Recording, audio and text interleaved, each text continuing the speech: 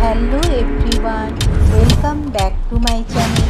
আবারও চলে এলাম একটা ছোট্ট রেসিপি নিয়ে, সুজির পকোড়া।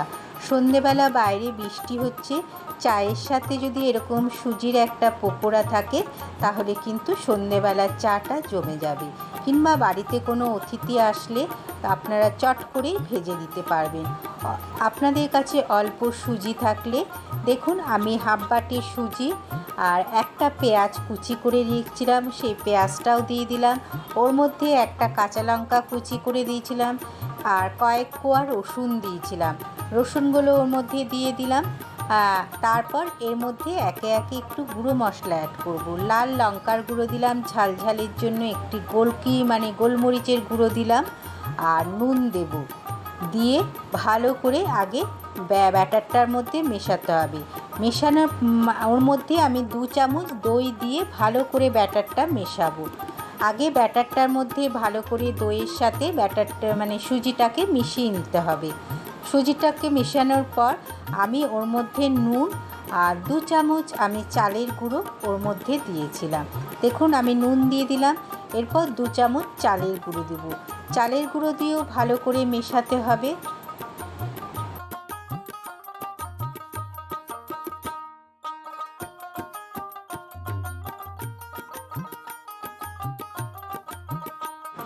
তারপর আমি অল্প অল্প জল দিয়ে ব্যাটারটা তৈরি করছি। দেখুন, একবারে জল দেবেন না, অল্প অল্প জল দিয়ে ওটাকে একটা ব্যাটারের মতো তৈরি করে রাখতে হবে।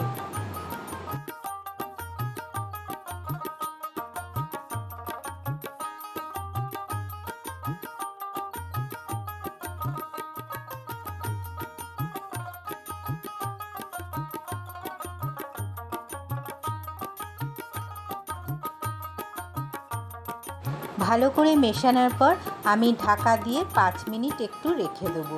স্ট্যান্ডিংয়ে রাখার পর আমি তারপর চলে এলাম, আবার নিয়ে এসে আমি ওর মধ্যে একটু খাবার সোডা দিয়েছিলাম।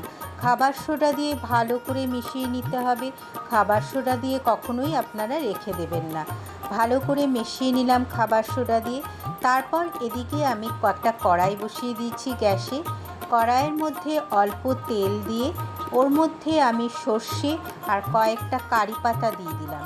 সর্ষে আর কারি পাতাটা যখন ভাজা ভাজা গন্ধ উঠে আসবে, ভাজা হয়ে যাবে, একটা সুন্দর গন্ধ উঠে আসবে, তখন আমি যে ব্যাটারটা তৈরি করে রেখেছিলাম সে ব্যাটারটার মধ্যে আমি দিয়ে দেবো।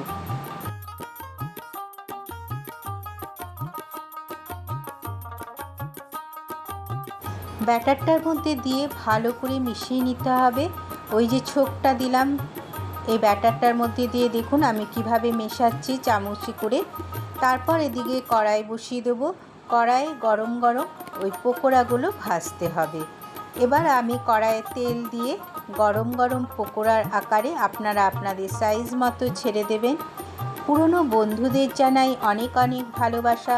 নতুন বন্ধুরা যারা আমার চ্যানেলটাকে এখনও সাবস্ক্রাইব করনি, অবশ্যই সাবস্ক্রাইব করে আমার পাশে থেকো আর নোটিফিকেশন বেলটা অন করে দিও। যখনই কোনো ব্লগ বা রেসিপি দেবো তোমাদের কাছে আগেই পৌঁছে যাবে। আমার ফার্স্ট ব্যাচের আমি দিয়ে দিয়েছি। এবার আমার এক পিঠ ভাজা হয়ে গেছে, আমি আরেক পিঠ উল্টে দিচ্ছি। গ্যাসের স্টিমটা কিন্তু একদম স্লোয়ে রাখবেন না, মিডিয়ামে রাখবেন, আবার হাইও করে দেবেন না। তাতে কি হবে, ওপরটা আপনার লাল লাল হয়ে যাবে, ভেতরটা কিন্তু কাঁচা থেকে যাবে। দেখুন আমি কিভাবে একটা পিঠ ভাজা হয়ে গেছে, আরেক পিঠ উল্টে দিলাম।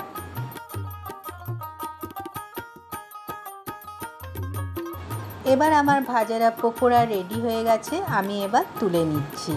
তারপর আমি আর যা তেল ছিল আরেকটু তেল দিয়ে সেকেন্ড ব্যাচেরগুলোও আমি ছেড়ে দিলাম।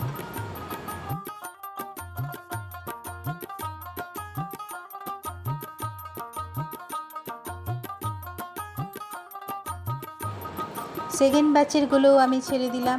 তাহলে আমার এই ছোট্ট রেসিপিটা কেমন লাগলো অবশ্যই জানাবেন। সন্ধেবেলা বাড়িতে কোনো অতিথি আসলে বা বাইরে বৃষ্টি হলে চায়ের সাথে এটা সার্ভ করতে পারে, বাড়ির সবাই খুশি হয়ে যাবে, বাচ্চা থেকে বড় সবাই খুশি হয়ে যাবে।